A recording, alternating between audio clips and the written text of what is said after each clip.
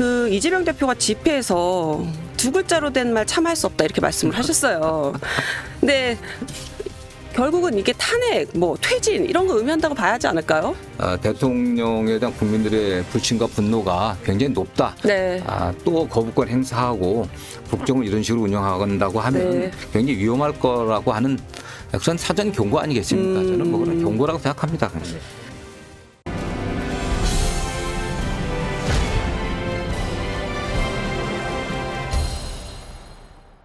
민주당 얘기를 좀 해볼게요. 이번엔 그 민주당이 지난 주말 정부 규탄 장애 집회를 열었습니다. 당 지도부 뭐 현역 의원 170명 참석했다고 하는데 의원님 참석하셨어요? 네. 그 현장 분위기가 어땠어요? 현장 분위기는 뭐 굉장히 그 윤석열 대통령에 대한 국민적인 분노를 확인할 수 있었죠. 윤석열 정권에 대해서는 아무 기대할 게 없겠구나. 네. 라고 하는 국민들의 의지가 나타났다고 저는 보였죠, 사실. 그 혹시 박근혜 정부 당시에 있었던 촛불 집회 때도 의원님 참석하셨나요? 네네. 그때랑 좀 놓고 보면 분위기가 어떻다고 봐야 그 될까요? 당시는 그 당시에 처음에는 많지는 않았는데 네. 계속 늘어갔죠. 사실. 네. 늘어갔고 그 당시 최순실 씨가 대통령의 사인인 임명된 공직자도 아니고 선출된 공직자도 아닌 최순실 씨가 네. 대통령이 여러 국정 수행에 관여했다는 게 드러났지 않습니까? 네. 소위 말하는 그 태블릿 PC에서 네. 그래서 국민들이 분노가 폭발해서 많이 늘었는데 지금 아직은 뭐 국민들이 그때하고는 좀 정치 내외적인 상황이 조금 다른 것 같아요. 지금 뭐 시위나 이런 거 다 유튜브 통해서 전부 중계되고 있지 않습니까? 그렇죠. 예, 그런 측면도 있고. 그러니까 유튜브를 통해서 참여한다. 현장 오프라인에 오지 않고. 그런 것도 많이 있고 아직은 국민들이 어쨌든 대통령에 대한 그 보수층의 네. 마지막 기대가 있는 거 아니겠습니까? 아직 무너지지 않는. 네, 그 마지노선까지 가지는 않은 것 같은 느낌 같습니다. 그래서 그럴까요? 그 민주당에서는 어쨌든 1차 집회에서 30만 명, 2차 집회에서 이제 20만 명이 모였다라고 얘기를 하는데 이제 경찰 추산은 조금 다릅니다. 근데 이제 그 차이가 엄청 큰 게 경찰 추산 인원으로는 1차 때 17,000명, 2차 때 이제 15,000명인데 이렇게까지 차이가 큰 게 의원님 조금 전에 말씀하신 것처럼 뭐 유튜브 같은 온라인상에서의 참여도 있다. 근데 그게 전부일까요? 또 다른 건 뭐가 없을까요? 아니 저는 뭐 되게 늘 경찰은 시위를 늘 축소하고 있지 않습니까?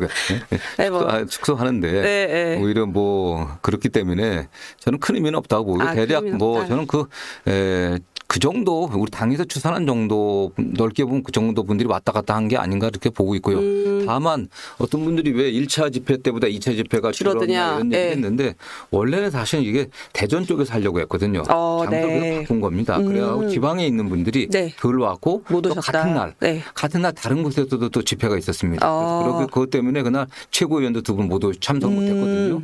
그런 것들이 좀 산별적으로 있었기 때문에 고기만 놓고 보면 좀 줄어들었을 수 있다. 1차 때보다는. 근데 뭐 그게 큰 의미가 있겠습니까? 얼마 나왔나 안 나왔냐가 뭐 이게 초기 단계이기 때문에 이제 그 촛불 집회처럼 시간이 지나면서 더 좀 늘어날 것이다. 이렇게 전망을 하신다는 취지로 이해해야 될까요? 시간보다도 어쨌든 대통령의 국정 지지율이 뭐 10%대로 떨어지지 않습니까? 뭐 20% 초반이라든가 괜히 떨어진 상태에서 뭐 몇 명 특히 여당에서 참여 인원이 줄었다 늘었다 하는데 한가한 소리죠. 지금 대통령에 대한 국민들의 불신들 또 국정 운영 능력에 대한 국민들이 거의 뭐 사실상 포기 상태인 것 같습니다. 그 국정 운영 능력에 대한 신뢰가 그런 게 지금 걱정해야 될 문제지. 민주당이나 또는 뭐 우리 시민들의 집회에 몇 명이 왔냐 안 왔냐 이거 따지는 건 별 의미가 없는 것 같습니다. 한가한 소리 같아요. 저는. 그러니까 여론조사 업체마다 대통령 지지율에 대해서 조금씩 차이는 있으나 20% 미만으로 떨어진 곳도 있고 20% 조금 위로도 있는 곳이 있지만 어쨌든 대통령의 지지율은 하향세를 지금 계속 가고 있다. 그렇기 때문에 이건 굉장히 위기의식이다. 라기 때문에 중요한 건 이런 부분에 대해 좀 더 집중을 해야지 뭐 집회에서 뭐 조금 뭐 더 몇 천 덜 왔다 더 왔다 이건 크게 유의미하지는 않다. 그 이재명 대표가 집회에서 두 글자로 된 말 참 할 수 없다 이렇게 말씀을 하셨어요. 근데 결국은 이게 탄핵, 뭐 퇴진 이런 거 의미한다고 봐야 하지 않을까요? 아니 근데 뭐 당대표가 말할 수 없다는 얘기인 걸 제가 어떻게 얘기하겠습니까? 아니 의원님 그렇게 말씀하실 줄 알고 제가 지금 일부러 제가 먼저 얘기를. 근데 어쨌든 굉장히 엄중한 상황이다. 대통령에 대한 국민들의 불신과 분노가 굉장히 높다. 네. 또 거부권 행사하고 국정을 이런 식으로 운영한다고 하면 네. 굉장히 위험할 거라고 하는 그런 사전 경고 아니겠습니까? 저는 뭐 그런 경고라고 생각합니다. 근데 민주당이 초반에는 약간 의원님들 중에 이제 탄핵을 좀 세게 말씀하시는 분들이 꽤 있었어요. 네. 근데 뭐 여전히 있기도 하고 관련 뭐 근데 지금은 약간 기류가 탄핵에 대해서는 조금 공식적으로 언급하지 않는 분위기로 바뀌는 것 같은데 이렇게 거리를 두는 이유가 뭐가 있을까요? 저는 늘 얘기를 제가 뭐 여러 번 그런 얘기를 했었는데 탄핵은 네. 국회의원들이 하는 게 아니라 국민들이 하는 거다. 국회의원들이 전력 과반이 제안을 해갖고 국회 3분의 2 제적 3분의 2 의결을 거쳐갖고 헌법재판소에 넘기는 거 아니겠습니까? 네. 그러나 헌재가 한다고 하더라도 최종적으로 국민이 한다고 생각합니다. 그런데 과연 국민들이 요구사항이 그런 정도인지 아직 명확하게 확인됐다고 저는 생각하지는 않습니다. 왜냐하면 탄핵은 대통령이라든가 해당 관련자들이 그 직무를 집행함에 있어서 헌법과 법률을 위배한 경우거든요. 네. 근데 헌법과 법률 그냥 뭐 구성 요건에 맞게 위배했다는 것만 갖고는 되지는 않고 네.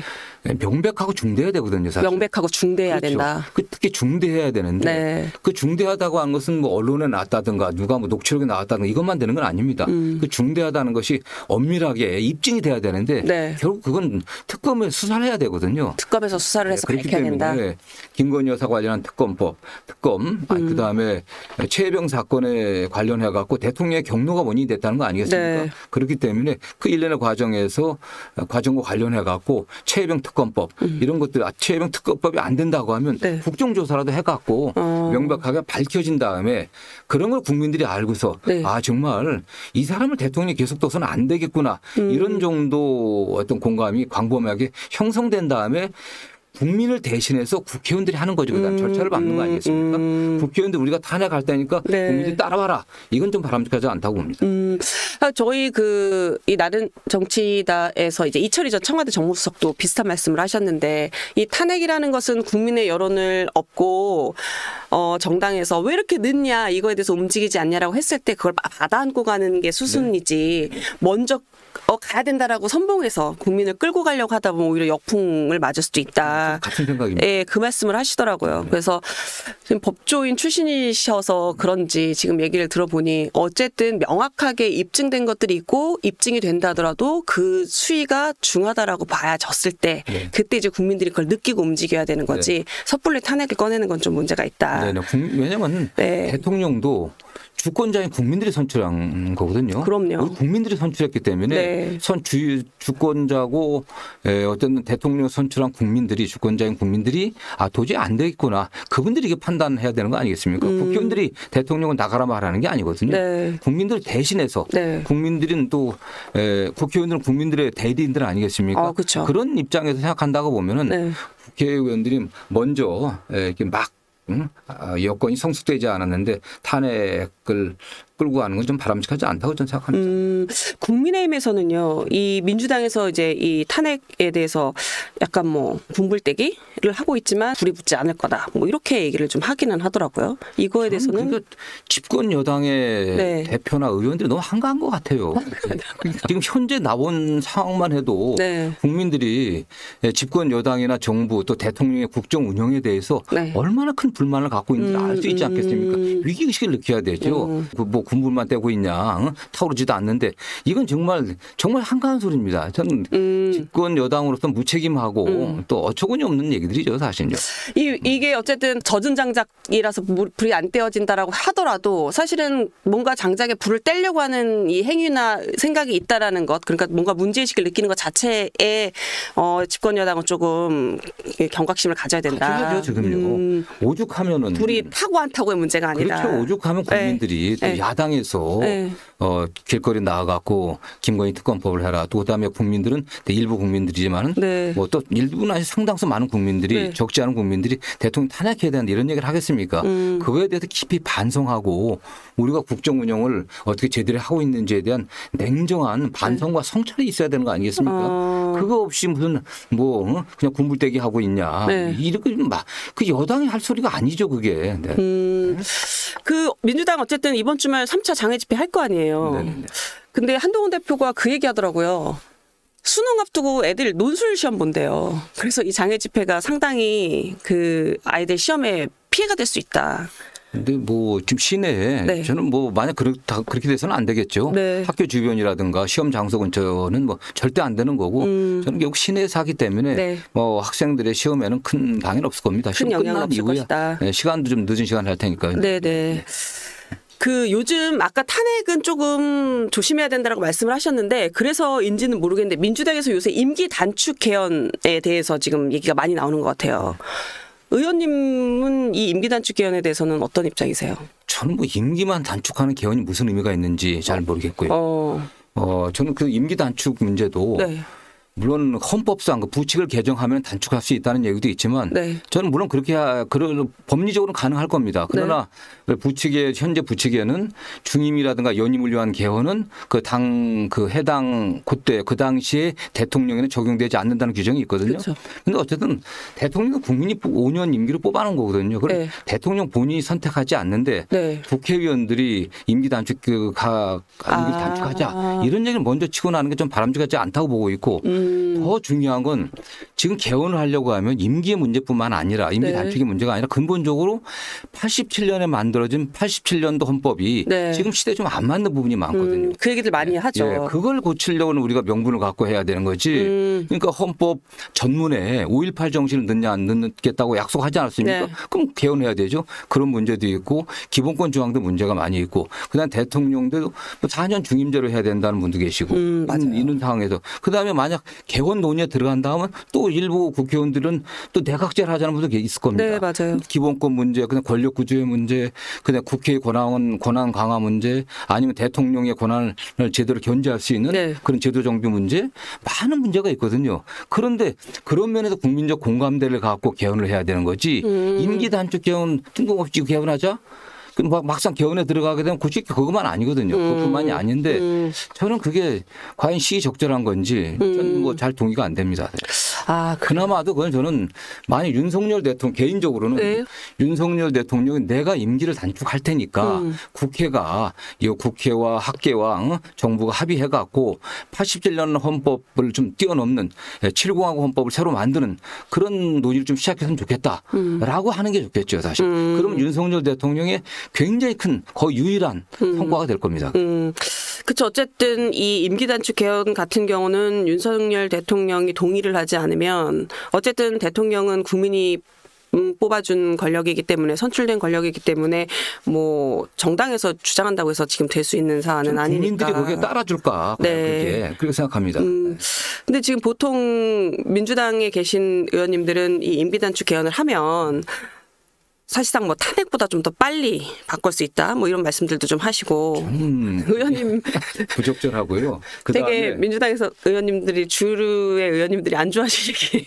네, 뭐 국회에서 어쨌든 네. 이것도 3분의 2, 200명의 국회의원들이 동의를 해야 되거든요. 네. 동의를 하려고 하면 개헌안이 어느 정도 윤곽이 나와야 됩니다. 그러면 4년 중임제로 한다고 하면은 그렇게 됐을 때 저는 그렇게 갖고 200명 다 동의받을 거라고 생각하지 않습니다. 또 일부에서는 내각제 주장하는 의원도 있거든요. 전 개인적으로 4년 중임제로 바꿨으면 좋겠습니다. 그러나 다 그게 4년 중임제보다는 내각제가 전국 안정에 더 낫다고 하는 분도 계십니다. 네. 좀 그런 걸 어떻게 또 그렇기 때문에 200명이 동의를 받아갖고 개헌안을 먼저 만들어야 되거든요. 네. 그래갖고 발의를 해야 되는 건데 그게 쉽지 않을 거라고 생각합니다. 그 과정에서 더 많은 정치적 혼란들. 네. 제가 알기로는 제가 느끼기에는 민주당 지지자들의 다수는 그냥 4년 중임제가 많은 것 같습니다. 그러나 여당 의원들 때 또 적지 않은 의원들은 개헌을 하면 내각제가 낫다 이런 의원들도 계십니다. 네. 그렇기 때문에 200명의 동의를 받아가기가 쉽지 않아요. 그렇기 때문에 그 부분은 대통령이 결단을 하고 국회에서 합의해갖고 네. 전체적인 87년 헌법 체제를 좀 뜯어 고치는 그런 어떤 명분을 갖고 해야 된다고 생각합니다. 지금 분위기로는 근데 대통령이 이 임기 단축기한에 동의하실까요? 전 동의할 가능성 제로라고 생각합니다. 제로라고 보신다. 네. 이번 담화에서도 분명하게 네. 임기 끝에 네, 마칠 시작 때까지 말씀하셨죠. 내 임기 기간 동안이라고 최선 다하겠다고 그랬기 네. 때문에 그 가능성 없기 때문에 오히려 그런 임기 단축 개헌으로 가는 그 임기 문제만이 아닌데 그런 문제로 가는 게 지금 우리가 그 특검에 집중해야 되는 이 상황에 저는 별로 도움이 되지 않는다고 봅니다. 지금 민주당에서는 오히려 특검에 집중해서 이거에 대해서 성과를 내는 것이 더 중요하다. 네. 그러니까 의원님 계속 특검 말씀하시는 건 결국은 그 명명백백하게 뭔가 잘못이 있는지에 대해서 특검을 통해서 밝히고 그게 어느 정도의 위중 강도가 있는지를 좀 봐야 그 이후 스텝을 생각할 수 있다. 이렇게 이해를 하면 되겠죠.